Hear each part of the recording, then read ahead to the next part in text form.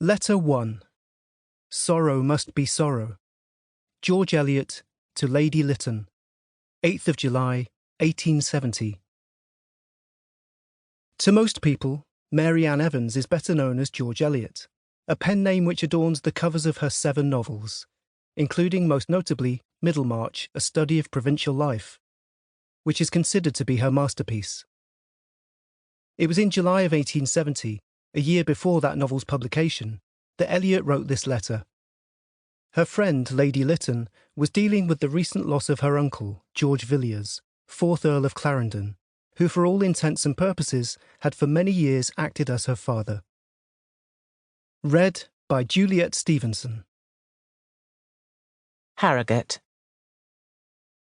I did not like to write to you until Mr. Lytton sent word that I might do so, because I had not the intimate knowledge that would have enabled me to measure your trouble, and one dreads, of all things, to speak or write a wrong or unseasonable word, when words are the only signs of interest and sympathy that one has to give.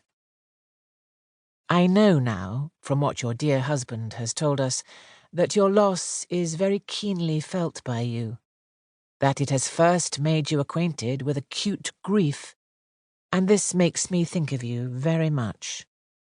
For learning to love anyone is like an increase of property.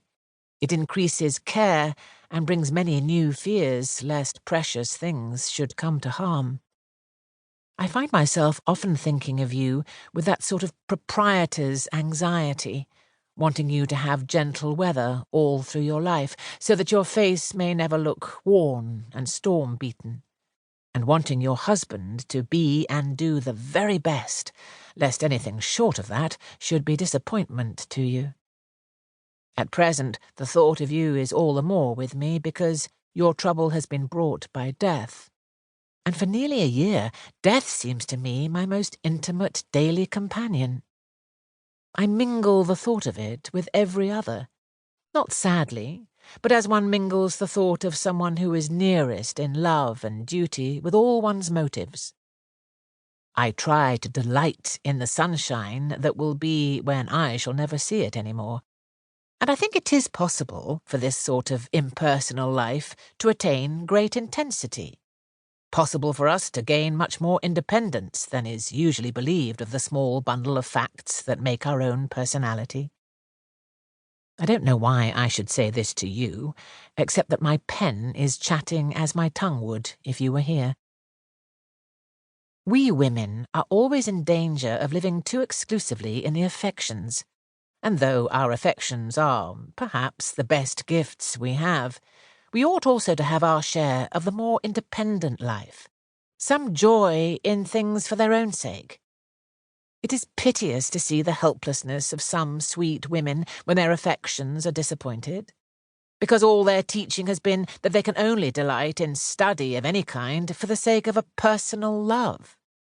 They have never contemplated an independent delight in ideas as an experience which they could confess without being laughed at.